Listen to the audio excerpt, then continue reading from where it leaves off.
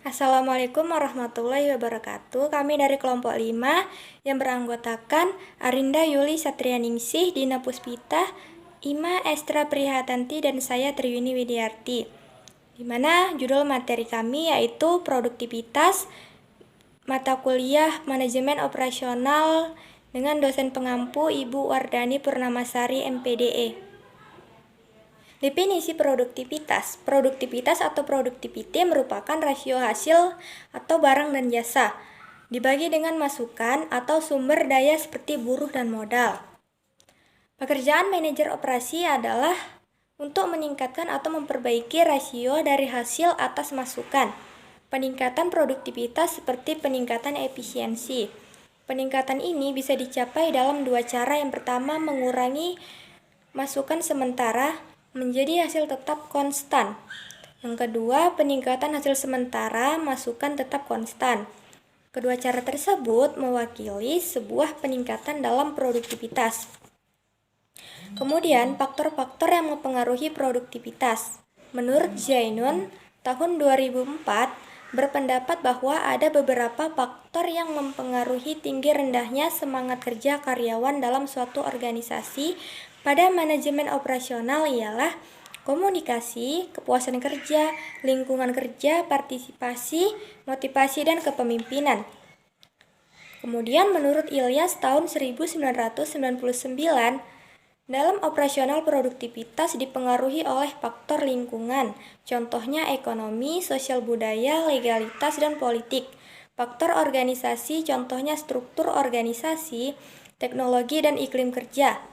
Aktivitas manajerial, contohnya komunikasi, kepemimpinan, pengambilan keputusan, motivasi yang diberikan, menyusun tujuan, penentuan, dan penggunaan sumber daya. Materi selanjutnya yaitu adalah rasio produktivitas.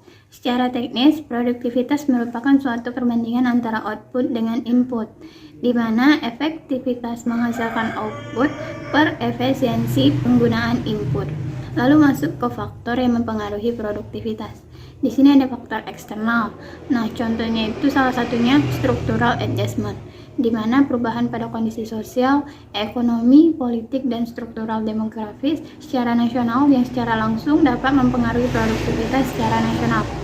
Lalu ada sumber daya alam. Ini adalah faktor penting untuk meningkatkan produktivitas, di mana semua sumber daya tersebut harus digunakan secara efektif dan efisien dan diatur dengan kebijakan dan strategi yang memadai.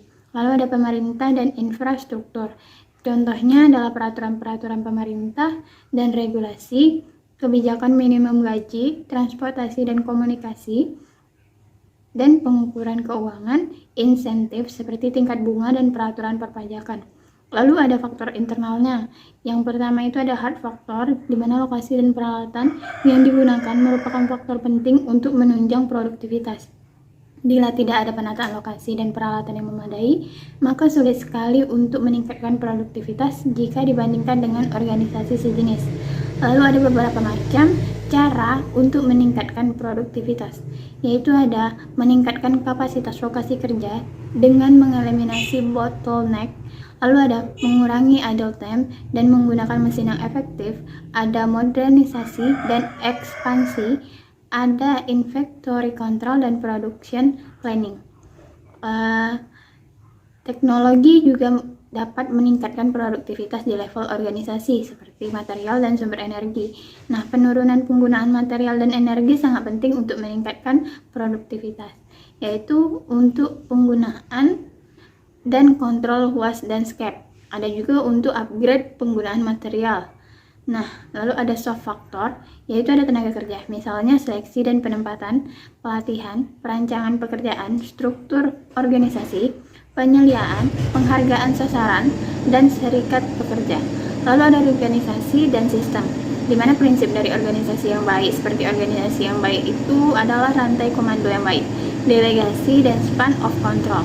Organisasi harus didesain sehingga dapat bergerak dengan dinamis dan fleksibel, sehingga bila ada perubahan sistem tidak mempengaruhi produktivitas tersebut.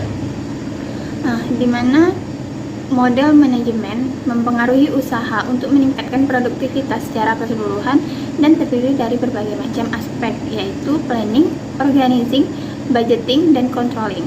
Lalu masuk kepada metode penghitungan produktivitas. Nah, di sini pengukuran produktivitas melalui pendekatan rasio output per input adalah pengukuran yang paling sederhana dan mampu menghasilkan 3 ukuran produktivitas. Nah, yang pertama itu ada produktivitas parsial. Sering juga disebut dengan produktivitas faktor tunggal, yaitu menunjukkan produktivitas faktor tertentu yang digunakan untuk menghasilkan keluaran. Faktor tersebut merupakan produktivitas bahan baku berdasarkan rasio output terhadap input bahan baku. Lalu ada produktivitas tenaga kerja, itu berdasarkan rasio output terhadap input tenaga kerja. Produktivitas material berdasarkan rasio output terhadap input material. Produktivitas energi berdasarkan rasio output terhadap input energi. Produktivitas modal rasio output terhadap input modal. Di mana rumusnya yaitu produktivitas bahan baku sama dengan keluaran per input bahan baku. Lalu yang kedua itu ada produktivitas multifaktor, menunjukkan produktivitas output bersih terhadap banyaknya input modal dan tenaga kerja yang digunakan.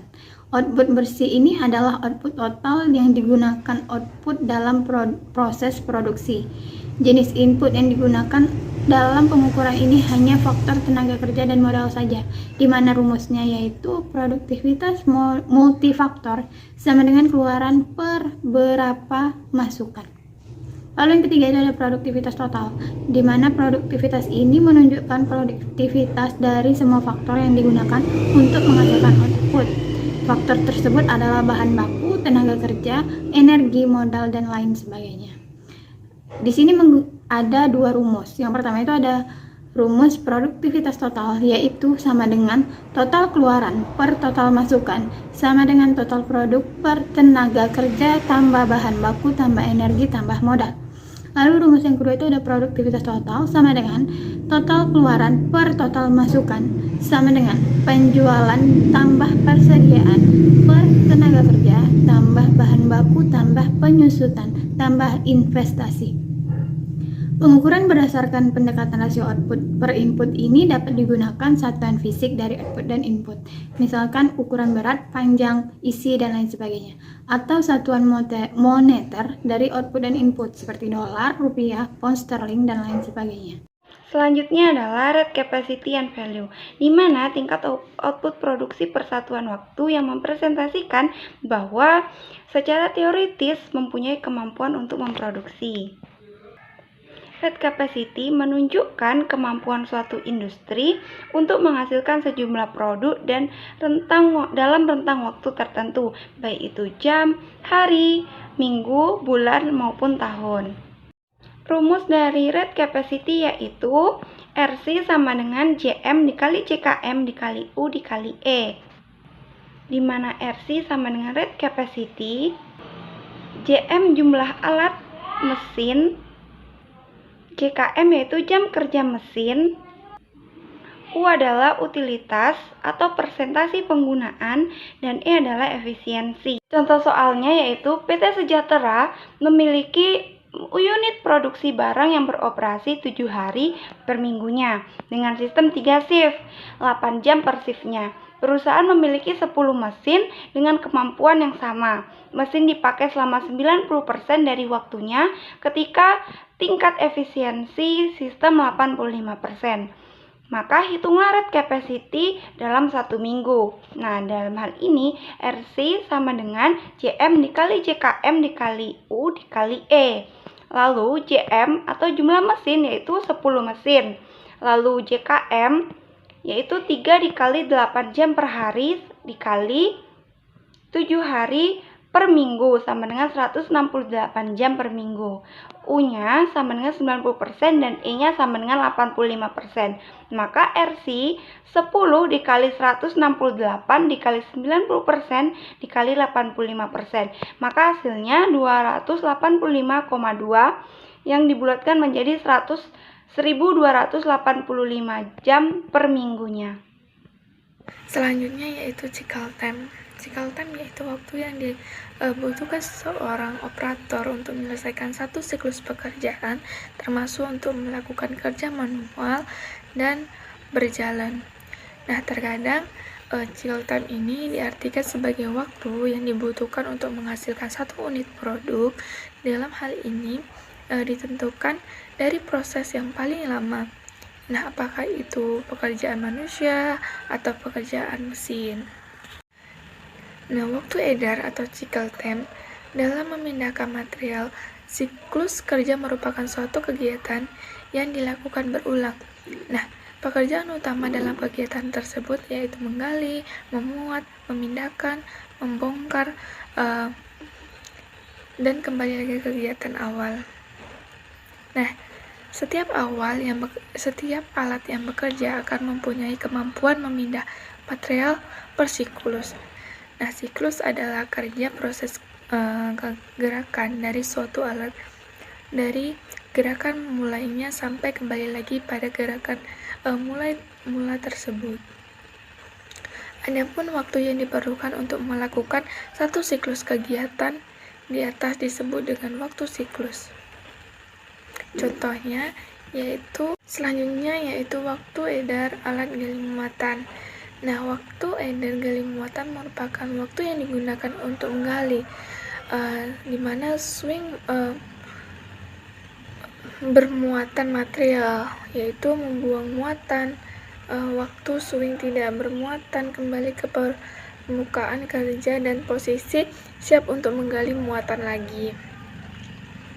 Nah, waktu yang dibutuhkan alat gali muatan ini untuk mengisi alat angkat sampai bak wes alat angkut dalam keadaan penuh dan siap mengangkut muatan dari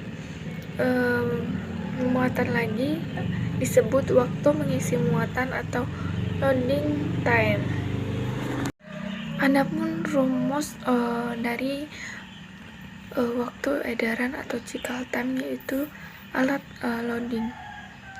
Nah, yaitu CT loading sama dengan DGT ditambah SLT ditambah dengan DPT ditambah dengan SET dengan keterangan yaitu CT loading adalah cycle time loading atau detik. Yang kedua yaitu DGT itu waktu panggilan atau detik. Yang ketiga yaitu SL yaitu waktu ayun bermuatan atau detik. Sedangkan versiatin yaitu DPT sama dengan waktu penumpahan material atau detik, yaitu waktu ayun kosong atau detik.